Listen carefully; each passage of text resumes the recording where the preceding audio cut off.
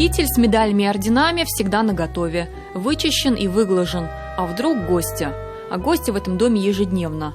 Вот и в этот раз интервью прерывается вновь прибывшими. Коллеги из танкового училища ветерана не забывают. Это что? Это вам. Праздничный подарок? Да. Батюшки, батюшки. Вся его извилистая судьба в этом толстом альбоме. Он бы сам никогда не соединил это все воедино. Дочь помогла. Собирала как пазл по крупицам, фото за фото. Иногда непритязательные вещи, вроде старой булавки или пожелтевшей газетной вырезки, становятся самыми важными на свете. Вот полковник, присвоенное звание. Алексей Николаевич был самым старшим в семье. В 1943 году его принимают в ряды Красной Армии. Но, заметив отметку в личном деле о специальности слесарь, судьба выводит его не на поле боя, а на передовую. Увидев в моем скромном личном деле вот слово «слесарь», дескать, с напильником он работал, с молотком работал, слесарь. И нас зачисляют курсантами в этот учебный батальон по ремонту танков. 1943 год на Курской дуге была битва танковая.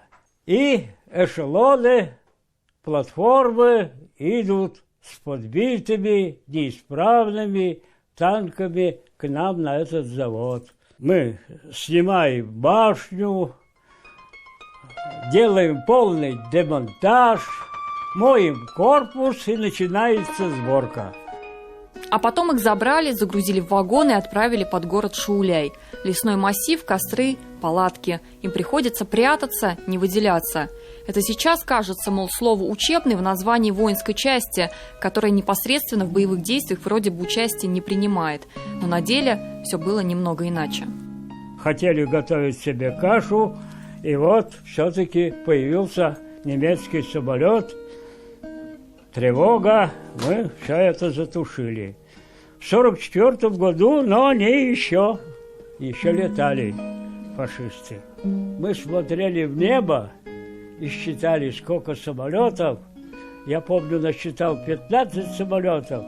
Летят в город Горький бомбить автозавод и мосты через Волгу.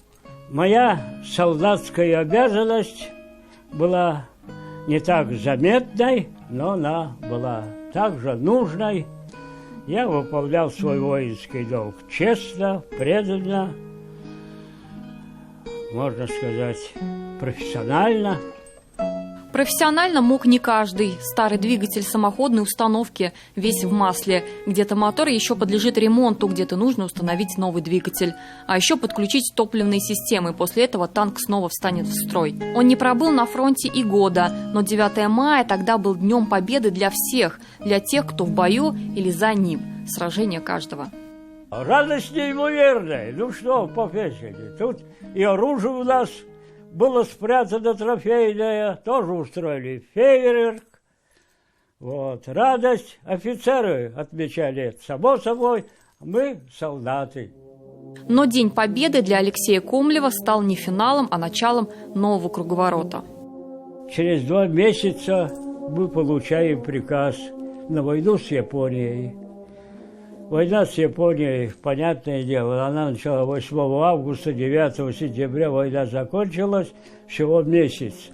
Мы пока ехали, я помню, в Биробиджане мы разгрузились, наверное, с месяц мы были в Биробиджане, потом нас снова погрузили во Владивосток, и во Владивостоке прицепили нам вперед небольшой ледокол, и на Сахалин.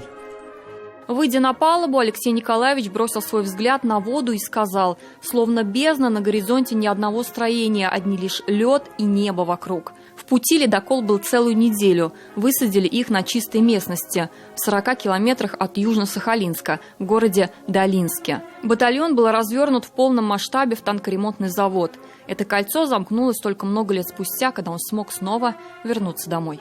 Пришел приказ о демобилизации только в 1949 году. Командир части приглашает, и агитирует, можно сказать, остаться на сверхсрочную службу. Поскольку завод только создается, специалисты нужны, я впервые с Сахалина приехал в отпуск в Нижегородскую область через 10 лет. На Сахалине я служил до 1953 года. После окончания службы он переехал в город Казань и посвятил свою жизнь профессионально-техническому образованию, обучая студентов строевой подготовке. А еще он пишет стихи и украдкой показывает распечатанные листы, наспех склеенные в старой папке. Мне 15 лет, деревенский парень. Родителям помочь практически не мог. На пороге 41 год. А война? Что война? Сегодня 96-летний Алексей Николаевич говорит, наша с ней танковая история не закончена, пока смерть не разлучит нас. Я счастлив. Сын и внук тоже кончали Казанское танковое училище. Вот. У меня даже где-то записано: в случае войны мы троем не подведем.